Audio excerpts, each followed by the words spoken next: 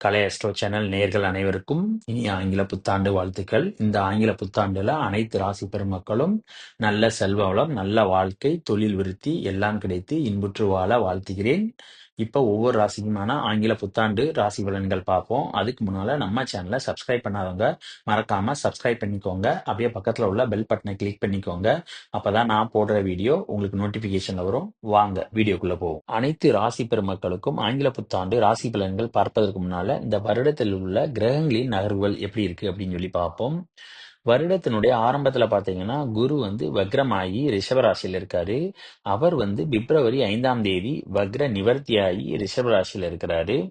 அதுக்கப்புறம் எப்ப பயிற்சி அடைகிறார் அப்படின்னு பாத்தீங்கன்னா மே 14ஆம் தேதி என்னன்னா ரிஷப ராசியிலிருந்து மிதுன ராசிக்கு பயிற்சி அடைகிறார். அதுக்கப்புறம் அந்த மிதுன ராசியில் இருந்த குரு பாத்தீங்கன்னா அதிசாரமாகி அக்டோபர் 18ஆம் தேதி கடகராசிக்கு வர்றாரு. அதுக்கப்புறம் நவம்பர் 11ஆம் தேதி பாத்தீங்கன்னா கடகராசியில இருக்கிற அந்த அதிசார குரு பாத்தீங்கன்னா வக்ரம் அடைகிறாரு அந்த வருடம் முடியும் வரைக்கும். அதுக்கப்புறம் சனி எப்படி இருக்கிறாருன்னு சொல்லி பார்ப்போம். வருடத்தினுடைய ஆரம்பத்துல பாத்தீங்கன்னா அவர் கும்பராசியில இருக்கிறாரு. அந்த கும்பராசியில இருக்கிற சனி பாத்தீங்கன்னா மார்ச் 29ஆம் தேதி கும்பராசியிலிருந்து மிதுன ராசிக்கு இடப்பெயர்ச்சி அடைகிறாரு. இந்த மிதுன ராசியில இருக்கிற சனியானவர் பாத்தீங்கன்னா ஜூலை 13ஆம் தேதி வக்ரமாகி மீனத்துல இருக்கிறாரு. அந்த மீனத்துல இருக்கிற வக்ர சனி பாத்தீங்கன்னா திரும்ப நவம்பர் 28ஆம் தேதி பாத்தீங்கன்னா வக்ர நிவர்த்தி ஆயிடுறாரு. நிவர்த்தி ஆயிட்டு சனியிலே பாத்தீங்கன்னா அந்த ஆண்டு முழுவதும் பிரவேசிக்கிறார். அடுத்து ராகு கேது எப்படி இருக்காருன்னு சொல்லி பாத்தீங்கன்னா வருடத்தினுடைய ஆரம்பத்துல பாத்தீங்கன்னா ராகு மீன ராசியிலும் கேது என்னன்னா கன்னி ராசியிலும் இருக்கிறார். ராகு கேது பேச்சுக்கு பிறகு 18 மேல பாத்தீங்கன்னா ராகு கேது பேச்சு வருது. அந்த ராகு கேது பேச்சுக்கு பாத்தீங்கன்னா ராகு மீன ராசியிலிருந்து கும்ப ராசிக்கும் கேது கன்னி ராசியிலிருந்து சிம்ம ராசிக்கு இடப்பெயர்ச்சி அடைகிறார். அதுபோக மற்ற கிரகங்கள் பாத்தீங்கன்னா மாத கிரகங்கள் தான். அது ஒரு ஒரு மாசத்துக்கும் மாறுவாங்க. ஆக இந்த மாத கிரகங்களினுடைய பேச்சுகளை பாத்தீங்கன்னா அந்தந்த மாதத்தினுடைய ராசி பலன்கள் பார்க்கும்போது பார்ப்போம். இப்ப அடுத்து ஒவ்வொரு ராசிக்கான பலன்கள் என்னென்ன அப்படிங்கிறத இப்ப டீட்டெயிலா பார்ப்போம். கும்பராசி நேர்களே, இந்த 2025ஆம் வருடத்திற்கான பலன்களை நம்ம 3 பகுதிகளாக பிரிச்சு பார்ப்போம். அதாவது முதல் பகுதி ஜனவரியிலிருந்து மார்ச் வரைக்கும், அதாவது சனி பெயர்ச்சி வரைக்கும் ஒரு பகுதியாகவும், அடுத்து சனி பெயர்ச்சியிலிருந்து குரு ராகு கேது பெயர்ச்சி வரைக்கும் உள்ள பலன்களை என்னன்னா இரண்டாவது பகுதியாகவும், மூன்றாவது பகுதி குரு ராகு கேது பெயர்ச்சிக்கு பிறகு மீதமுள்ள மாதங்களுக்கு மூன்றாவது பகுதியாகவும் நம்ம பிரிச்சு பார்ப்போம். வருடத்தினுடைய முதல் பகுதியில், அதாவது ஜனவரியிலிருந்து மார்ச் வரைக்கும் பாத்தீங்கன்னா உங்களுக்கு ஜென்மத்துல சனி இருக்கிறாரு. அதனால ஜென்ம சனி அப்படிங்கிறது போன வருஷம் நடந்த மாதிரி இந்த வருஷமும் என்னன்னா முதல் 3 மாதங்களுக்கு ஜென்ம சனி அப்படிங்கிறது இருக்கும்.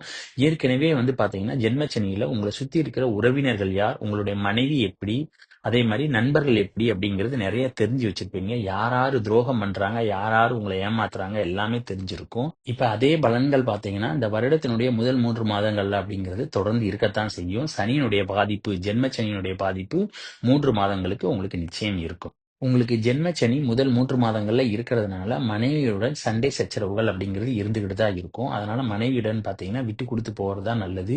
இது என்னன்னா உங்களுக்கு ஒரு படிப்பினை அப்படின்னு தான் தெரியும். அதே நேரத்துல நண்பர்களுடன் பாத்தீங்கன்னா கருத்து வேறுபாடுகள் அப்படிங்கிறது வரும். இதே நேரத்துல அவங்களுடனான கூட்டு தொழில் அப்படிங்கிறது செய்யாமல் இருப்பது ரொம்ப நல்லது. அதே நேரம் செய்கின்ற காரியங்கள்ல பார்த்தோம்னா பெரிதான அளவுக்கு வெற்றி அப்படிங்கிறது கிடைக்காது. ஏன்னா சனி பார்வை இருக்கிறதுனால எல்லாத்தையுமே தடங்கள் அப்படிங்கிறது ஏற்படுத்துவாரு. அதனால கொஞ்சம் பொறுமையா இருக்கிறது நல்லது. அதுக்கப்புறம் கூட பிறந்தவங்களோட பாத்தீங்கன்னா சண்டை சச்சரவு அப்படிங்கிறது இருக்கும். அதே மாதிரி மாமன்மார்களோடையும் சண்டை இருக்கும். அதனால நீங்க சண்டை போடாமல் அமைதி காப்பது அப்படிங்கறதா நல்லது. காலேஜ் படிக்கிற மாணவ மாணவிகளுக்கு பாத்தீங்கன்னா படிப்புல ஆர்வம் அப்படிங்கிறது இருக்காது. ஏன்னா சனியினுடைய பார்வை வேற இருக்குது. அது மட்டும் இல்லாம தீய நட்புகளுடைய சகவாசம் அப்படிங்கிறது ஏற்படும். பிப்ரவரி மாதம் சுக்கிரன் உங்களுடைய ராசிக்கு 2ஆம் இடத்துல உச்சமாறாரு. அதே நேரத்துல குருவோட பரிவர்த்தனை யோகம் இருக்கிறதுனால தந்தையின் மூலமாக வருமானங்கள், சொத்துக்கள் அப்படிங்கிறது உங்களுக்கு கிடைக்க வாய்ப்பு இருக்கிறது. அதே நேரம் வண்டியினால உங்களுக்கு செலவுகளும் காத்திருக்கிறது. சுக்கிரனும் ராகும் உங்களுடைய ராசிக்கு 2ஆம் இடத்துல இருக்கிறதுனால மறைமுகமான வழியில் பொருளாதாரங்கள் அப்படிங்கிறது உங்களுக்கு ஏற்படும். கேதுவானவர் உங்களுடைய ராசிக்கு 6ஆம் இடத்தை பார்க்கறதுனால வேலை பார்க்கும் இடங்கள்ல பாத்தீங்கன்னா உங்களுக்கும் மேலதிகாரிகளுக்கும் கருத்து வேறுபாடுகள் அப்படிங்கிறது போய்கிட்டு தான் இருக்கும். இந்த ராகு கேது பயிற்சி பிறகுதான் என்னன்னா வேலையில பாத்தீங்கன்னா ஓரளவுக்கான முன்னேற்றங்கள் அப்படிங்கிறது இருக்கும். சொந்த தொழில் செய்யணும்னு நினைக்கிறவங்க தற்போது ஆரம்பிக்காமல் இருப்பது நல்லது. ஏன்னா கேதுவினுடைய பார்வை பார்த்தீங்கன்னா 10ஆம் இடத்துல விழுகுது. அதே நேரத்துல குருவினுடைய பார்வையும் வேற விழுகுது. அதனால நீங்க செய்ற தொழில்ல என்னன்னா, நீங்க முதலீடு போட்டாலும் அந்த முதலீட எடுக்க முடியுமா அப்படின்னு கேட்டானா, அது சந்தேகம் தான். ஏன்னா உங்களுடைய விரையாதிபதியான சனி பார்த்தீங்கன்னா, உங்களுடைய ராசியிலே இருக்காரு. அதனால தற்போது சொந்த தொழில் ஆரம்பிக்காம இருப்பது ரொம்ப நல்லது. காதலிக்கிற கும்பராசி நேயர்களுக்கு பார்த்தீங்கன்னா, பெரிதான அளவு முன்னேற்றங்கள் அப்படிங்கிறது இருக்காது. அதே நேரம் உங்களுக்கு தைரியம் அப்படிங்கிறது ரொம்ப கம்மியா இருக்கும். அதனால இந்த நேரத்துல எந்த ஒரு காரியத்தையும் அவசரப்பட்டு முடிவெடுக்க கூடாது. அடுத்து வருடத்தினுடைய 2வது பகுதியான ஏப்ரல், மேல என்ன மாதிரியான பலன்கள் அப்படிங்கிறத இப்ப நம்ம டீட்டெயிலா பார்ப்போம். சனியானவர் மார்ச் 29ஆம் தேதி பார்த்தீங்கன்னா, கும்ப ராசியிலிருந்து மீன ராசிக்கு இடப்பெயர்ச்சி ஆகிறாரு. இதனால நீங்க 7ரை சனியினுடைய 2வது பகுதியான ஜென்ம சனியிலிருந்து 3வது பகுதியான பாதச்சனிக்கு போறீங்க. இந்த பாதச்சனிய பார்த்தீங்கன்னா, வாக்குச்சனி அப்படிங்கிறது சொல்லலாம். அதனால நீங்க பேசுற பேச்சுக்கள்ல என்னன்னா ரொம்ப கவனமா இருக்கணும். இல்லாட்டா குடும்பத்துல என்னன்னா சண்டை சச்சரவுகள் அப்படிங்கிறது இருக்கும். இந்த நேரத்துல என்னன்னா உங்களுடைய புத்தி பாத்தீங்கன்னா சரியான அளவுக்கு வேலை பார்க்காது. அதனால நீங்க எப்பயுமே உங்களுடைய செயல்கள்ல பொறுமையா இருக்கிறது தான் ரொம்ப நல்லது. இந்த நேரத்துல கண் சம்பந்தமான தொற்றுக்கள் அப்படிங்கிறது ஏற்படுவதற்கான வாய்ப்பு இருக்கிறது. சனி, சுக்கிரன், ராகு, புதன் அனைவரும் பாத்தீங்கன்னா உங்களுடைய ராசிக்கு 8ஆம் இடத்தை பார்க்கிறாரு.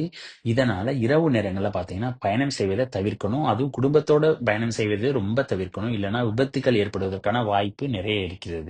ஆரம்ப கல்வி படிக்கிற மாணவ மாணவிகள் பாத்தீங்கன்னா படிப்புல ஆர்வம் அப்படிங்கிறது பெரிதான அளவுக்கு இருக்காது. சனியினுடைய பார்வை 4ஆம் இடத்துல விழுவுறதுனால வண்டி வாகனங்கள்ல பழுது ஏற்படுவதற்கான வாய்ப்பு இருக்கிறது. தாயாரின் உடல் நலத்தில் ரொம்ப கவனம் தேவை. இந்த சமயத்துல சொத்துக்கள் வாங்கும்போது ரொம்ப கவனமா இருக்கணும். இல்லைன்னா வில்லங்கங்கள் ஏற்படுவதற்கான வாய்ப்பு நிறைய இருக்கிறது. கேதுவினுடைய பார்வை உங்களுடைய ராசிக்கு 6ஆம் இடத்துல விழுவுறதுனால வேலை பார்க்கும் இடங்கள்ல உயர் அதிகாரிகளுடன் கருத்து வேறுபாடு அப்படிங்கிறது ஏற்படும். அடுத்து வருடத்தினுடைய 3வது பகுதியான குரு பெயர்ச்சி, ராகு கேது பெயர்ச்சி பிறகு என்ன மாதிரியான பலன்கள் அப்படிங்கிறத இப்ப டீட்டெயிலா பார்ப்போம். குருவானவர் மே 14ஆம் தேதி பாத்தீங்கன்னா ரிஷப ராசியிலிருந்து மிதன ராசிக்கு போறாரு. அங்கிருந்து உங்களுடைய லாபஸ்தானத்தை பார்க்கறதுனால உங்களுடைய குழந்தைகளின் மூலமாகவும் உங்களுடைய குடும்பத்தின் மூலமாகவும் பாத்தீங்கன்னா உங்களுக்கு நிறைய வருமானங்கள் அப்படிங்கிறது கிடைக்கும். அதே நேரம் பிள்ளைகளின் மூலமாக நிறைய நன்மைகள் அப்படிங்கிறது உங்களுக்கு நிறைய கிடைக்கும். சனி உங்களுடைய ராசிக்கு 2ஆம் இடத்துல இருக்கிறதுனால உங்களுடைய பேச்சுக்கள்ல ரொம்ப கவனமா இருக்கணும். அதே நேரத்துல ராகு பாத்தீங்கன்னா மே 18ஆம் தேதி அவர் மீன ராசியிலிருந்து கும்ப ராசிக்கு போறாரு. கேது பாத்தீங்கன்னா கன்னி ராசியிலிருந்து சிம்ம ராசிக்கு போறாரு. இதனால கணவன் மனைவிக்குள்ள பாத்தீங்கன்னா சண்டை சச்சரவுகள் அப்படிங்கிறது வரும். அதே நேரத்துல நண்பர்களுடனான கருத்து வேறுபாடுகள் அப்படிங்கிறது நிறைய வரும். இந்த நேரத்துல பாத்தீங்கன்னா நீங்க ரொம்ப அமைதியா இருக்கிறதா நல்லது.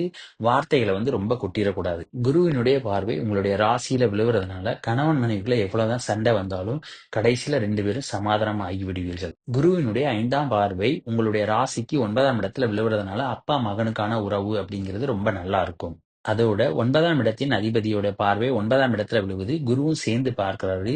இதனால ஜூன் மாசங்கள்ல பாத்தீங்கன்னா நீண்ட தூர பயணங்கள் அப்படிங்கிறது இருக்கும். அது என்னன்னா ஆன்மீகம் சம்பந்தமான போவதற்கான வாய்ப்பு அப்படிங்கிறது ரொம்ப இருக்கிறது. அதே நேரம் ஜூன் மாசத்துல பாத்தீங்கன்னா வெளிநாடு இல்லைன்னா வெளி மாநிலங்கள் சென்று வருவதற்கான வாய்ப்பு அப்படிங்கிறது நிறைய இருக்கிறது. கேதுவினுடைய பார்வை 9ஆம் இடத்துல விழுவுறதுனால அப்பாவினுடைய உடல்நிலையில பாத்தீங்கன்னா மருத்துவ செலவுகள் ஏற்பட்டு நிவர்த்தி ஆகும். ராகு கேது பேச்சுக்கு பிறகு பாத்தீங்கன்னா கேதுவோட பார்வை 5ஆம் இடத்துல விழுவுறதுனால பிள்ளைகளினுடைய உடல் நலத்துல கவனமா இருக்கணும். வெளியிடங்கள்ல வேலை பார்ப்பவர்களுக்கு பாத்தீங்கன்னா பெரிதான அளவுக்கு பிரச்சனை அப்படிங்கிறது எதுவும் இருக்காது. ஏன்னா சனியினுடைய தொந்தரவோ ராகு கேதுகளுடைய தொந்தரவோ இருக்காது. அதனால உங்களுடைய வேலை பாத்தீங்கன்னா ஸ்மூத்தா போய்கிட்டு இருக்கும். குருவானவர் அக்டோபர் 18ஆம் தேதி பாத்தீங்கன்னா மிதுன ராசியிலிருந்து கடக ராசிக்கு அதிசார பயிற்சி ஆகிறாரு. அந்த நேரத்துல விரயஸ்தானத்தை பார்க்கறதுனால உங்களின் குடும்பத்தின் மூலமாக பாத்தீங்கன்னா நிறைய விரய செலவுகள் அப்படிங்கிறது காத்திருக்கிறது. அந்த விரயங்கள் பெரும்பாலும் சுப விரயங்களாக மாத்திக்கொள்வது ரொம்ப நல்லது. சொந்த தொழில் செய்யணும்னு நினைக்கிறவங்க பாத்தீங்கன்னா அக்டோபர் 18ஆம் தேதிக்கு அப்புறம் நீங்க செய்யலாம். ஆனா அப்ப செய்தால் உங்களுக்கு செலவுகள் அப்படிங்கிறது நிறைய இருக்கும். வருமானங்கள் எவ்வளவு வருதோ அதுக்கு தகுந்தாற் போல் பாத்தீங்கன்னா செலவுகளும் பாத்தீங்கன்னா உங்களுக்கு அடுக்கிக்கிட்டே தான் போகும். அப்புறம் இந்த வீடியோ பிடிச்சிருந்தா லைக் பண்ணுங்க, ஷேர் பண்ணுங்க, கமெண்ட் பண்ணுங்க, மறக்காம சப்ஸ்கிரைப் பண்ணுங்க. அப்படியே பக்கத்துல உள்ள பெல் பட்டனை கிளிக் பண்ணிருங்க. தேங்க்யூ.